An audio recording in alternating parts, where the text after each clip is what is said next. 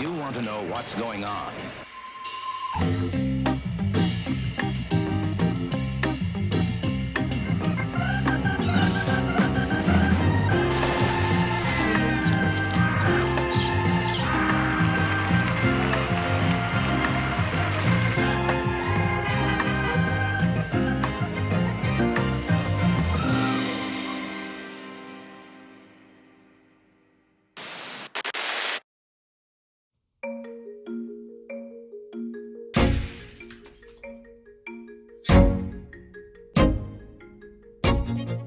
I'm on a strange mission. I make Lego models of underappreciated buildings to get people to reevaluate what they think of as a landmark.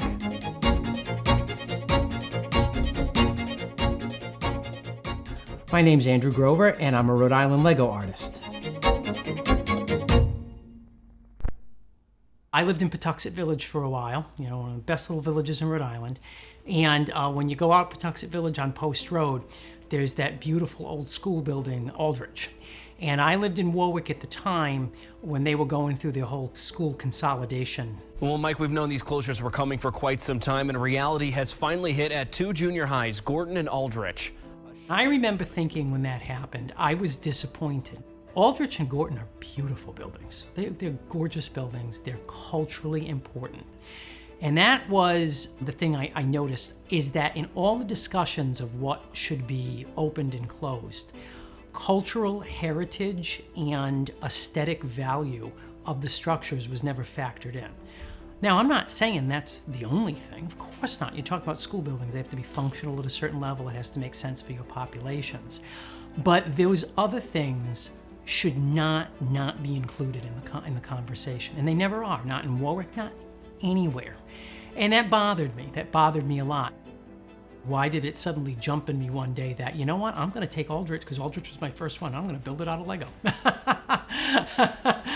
I hate to say, I'm not really totally sure of. It's a kooky idea that got in my head one day. I knew I had them back at my parents' house, and I started to put it together.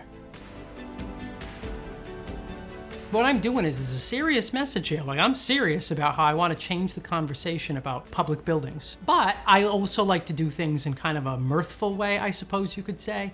And Lego is most definitely it. It's also pretty powerful. There's really nobody that doesn't want to take a look at some neat Lego thing.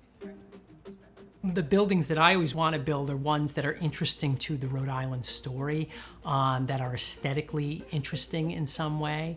When it's my choice, I do tend to gravitate toward the public school buildings, because that's my home turf. When art and tourism's like, pick one that you want. I did Mount Pleasant. What a landmark building. What an absolute landmark building. And then I did the Messer Street School, and it's a giant hulking brick building. It's post-Civil War. It's a very distinctive period in Providence architectural history, and it's one of the last public school buildings from that era.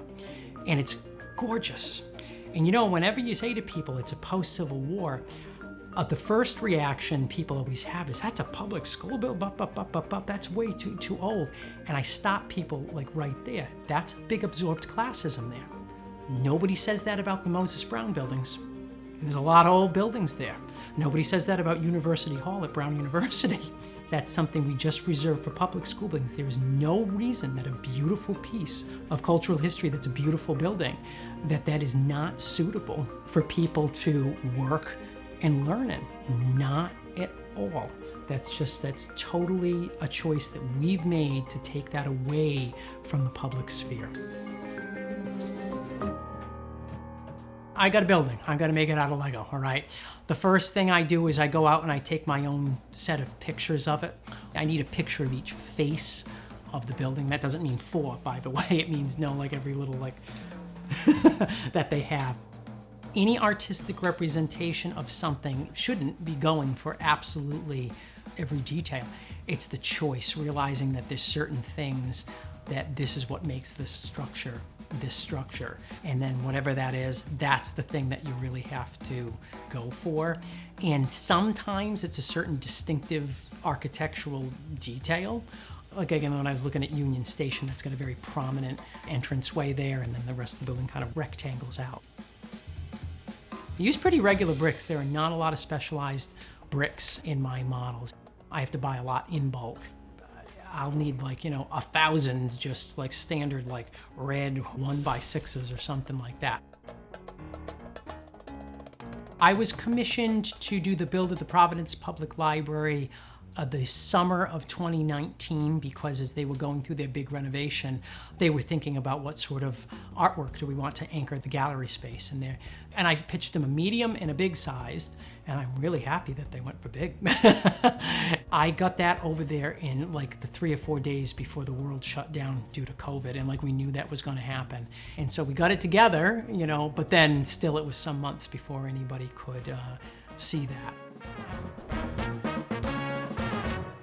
I think that your school, all right, is one of the most beautiful buildings in the city of Providence. I really do. The Carl Lauro School is so far to date the only time that a public school has been able to commission some work for me because, I guess it's my own kind of fault that here I am trying to make art out of, like, by definition, some of the places that can, like, least afford to do that thing. It's not like I decided to go out and do Lego models of the Newport mansions, or houses on Blackstone Boulevard or something.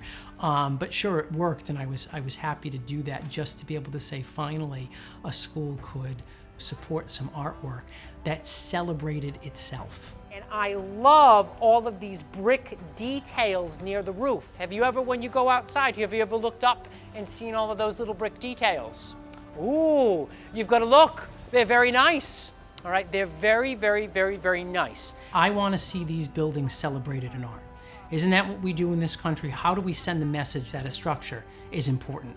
We depict it in art, and it becomes tougher to neglect those buildings.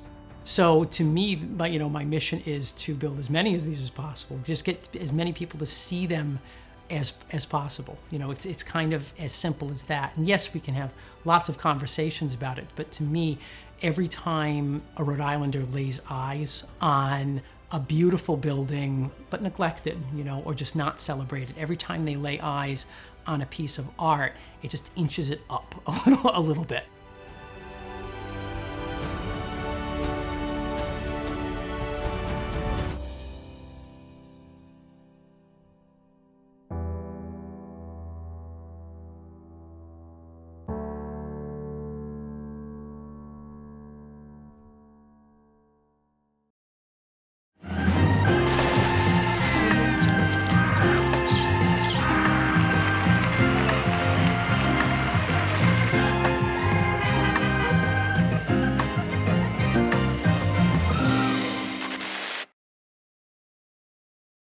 Watch more Art Inc. with new episodes uploaded every Wednesday on ripbs.org/artinc.